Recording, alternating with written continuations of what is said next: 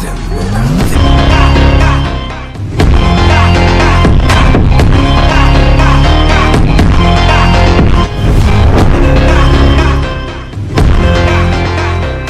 capítulo 106 tem o título de Amor Puro e começa mostrando o Simo Häyhä caído no meio da arena depois da 11ª rodada do Ragnarok e, obviamente, como sempre, todos os humanos em geral estão comemorando o mais alto que podem, principalmente os soldados da Finlândia falando sobre o Simuna e dizendo que ele realmente foi capaz de vencer um deus. Esse é o sniper mais forte da história da humanidade. E por um milissegundo, os humanos pensaram que o Simo Häyhä, assim como o Kitasoji, morreu junto do seu oponente alguns momentos depois de terem declarado a sua vitória. E se isso tivesse mesmo acontecido, dessa vez não ia aparecer um deus milagroso como Izanagi para salvar a vida do Simo e fazer ele voltar dos mortos. Os coitados humanos ficaram traumatizados com a rodada passada, pelo visto.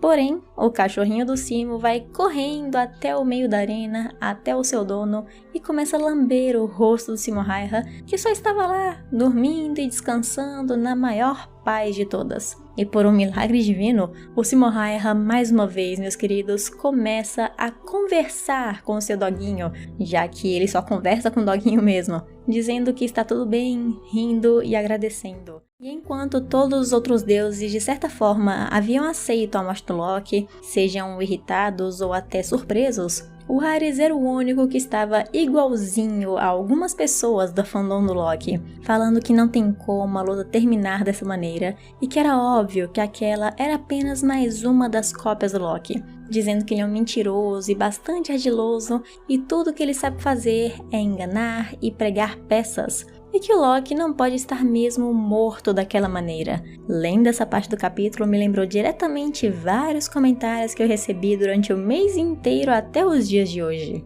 E o interessante é que enquanto o Ares está lá, desesperado, tentando achar o Loki, Zeus e Hermes estão quietos, parados e sérios, só esperando a realidade cair no meio da cabeça do Ares. E ele continua comentando que o Loki deve estar escondido em algum lugar, rindo da cara do Ares, perdendo a cabeça com a morte dele. E que fazer isso realmente é a cara do Loki, que sempre fica provocando o Ares. E isso deixa ele tão irritado que, como sempre, ele pegou o Hermes pelo colarinho e levantou bem alto, perguntando onde o Loki está, dizendo que os dois nunca foram amigos, mas se ele se foi mesmo, então Ares vai ficar lá sozinho. O que faz total sentido pro coitado, já que ele e o Apollo já não eram lá muito amigos. O melhor amigo do Ares, o Hércules, morreu. O Hades, quem ele admirava, morreu. E agora a única pessoa que ainda se divertia em partes com ele, o Loki, também morreu. Então o Ares está perdendo todo mundo que importa na vida dele praticamente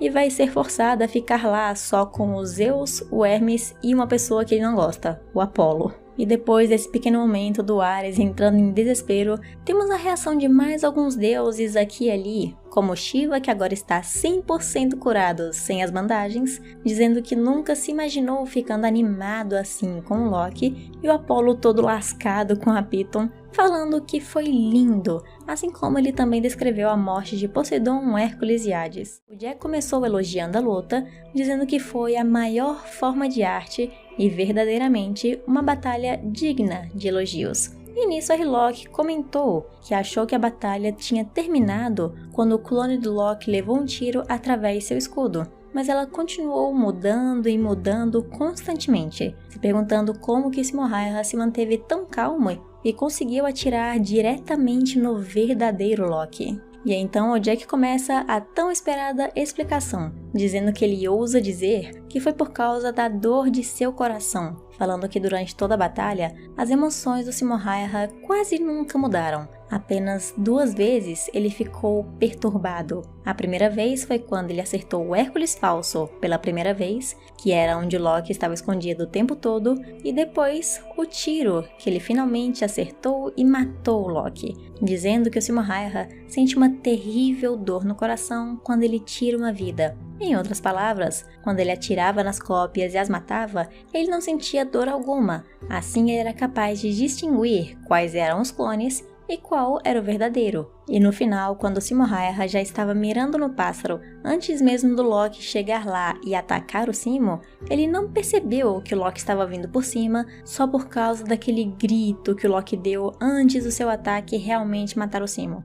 E as reações começaram com a Hillock perguntando pro Jack qual era a cor que o Loki teve no momento da sua morte, dizendo tudo isso com uma expressão bem triste em seus olhos, já sem emoção e sem brilho. E a Hillock comentou que ela e as outras Valkyrias já sabiam que o Loki gostava da Brunhilde desde quando eles disseram que eram amigos, perguntando como ele estava se sentindo no fim de tudo. E o Jack comentou que no fim, o Loki estava verdadeiramente belo e que a cor que ele viu foi o mais puro e imutável amor insano. Então o Loki realmente amava Brunhilde da sua própria maneira insana e maluca. Não era uma obsessão louca como alguns pensam, chamando Loki ou de sociopata, psicopata ou qualquer coisa com pata, mas realmente um puro e verdadeiro amor da própria maneira meio maluquinha do personagem. E depois desse momento da morte do Loki, vemos também o Thor em sua salinha privada,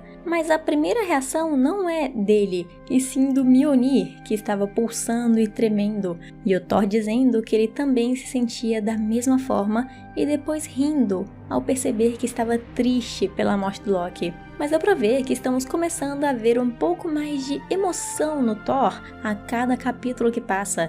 Ele já demonstrou raiva, agora ele demonstrou tristeza junto do Mjolnir, que estava triste, e até depois um sorriso, percebendo que ele estava triste pela morte do Loki. E eu acho que esse sorriso não foi porque tipo, nossa, ele não ficou realmente triste pela morte do Loki e sorriu. Não, porque ele percebeu que estava tendo alguma emoção pela morte do Loki, que na minha opinião também não era assim tão próximo do Thor quanto a gente imagina. E agora, enfim, a reação da personagem que eu mais esperava depois de um mês inteiro de espera, a Valkyria Brunhilde. Mas antes, o Buda comenta que foi realmente uma batalha incrível e que ele tem um pressentimento de que aquela tenacidade que o Loki mostrou na batalha não foi só porque ele queria vencer a batalha, ainda mais depois dele ver a expressão que a Brunhilde estava fazendo. E assim que ela começou a se despedir e ir embora para outro lugar, o Buda comenta que é tão óbvio que dói assistir, porque assim como a cara séria do Zero,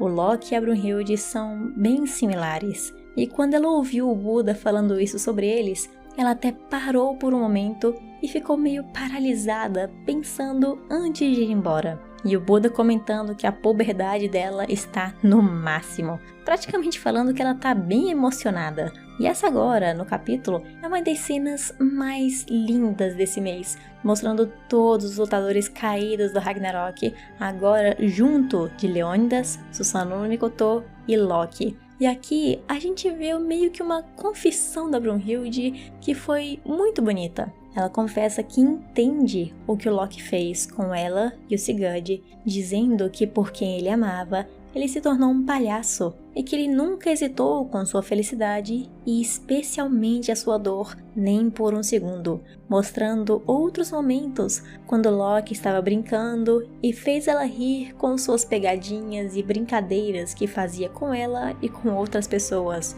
E ela fala que é exatamente assim como o Buda mencionou, ela e o Loki são iguais. E é exatamente por isso que ela fala que não vai pedir desculpas pro Loki até que tudo isso termine, chorando e fazendo a mesma expressão que o Loki fazia quando estava chorando de uma forma meio falsa, com sua sobrancelha meio arqueada de uma forma bem esquisita. Ela então abraça o local onde fica o holograma do Loki, e eu entendo também porque ela disse que os dois são iguais. O Loki e ela, ambos estão fazendo tudo por quem amam, então provavelmente ela quer primeiro conseguir o que ela planeja, para depois pedir perdão pelas mortes que ela está causando, principalmente pelo Loki, quem ela mesma disse que considera um amigo. Nostradamus apareceu sim junto do Sigurd e da Gol, e tivemos a reação de um último personagem que eu nunca imaginaria nem em meus piores pesadelos que iria chorar pelo Loki. Primeiro, a Gol ficou feliz da vida, como sempre, que a humanidade venceu, cagou e andou para a morte do Loki, dizendo que agora eles precisam de apenas mais uma vitória para salvar a humanidade. Então o Nostradamus imediatamente se virou e falou para o Sigurd que o Loki aquele quem colocou ele ali no Tártaro, agora estava morto e foi enviado direto para o Niflheim, pensando que o Sigurd deve estar nas nuvens de tanta felicidade depois de conseguir uma pequena vingança praticamente. Sendo que, na verdade, o Sigurd estava triste assim como os outros e ainda por cima chorando, dizendo que antes ele odiava o Loki pelo que fez, mas não desejaria o Niflheim nem mesmo para o seu pior inimigo.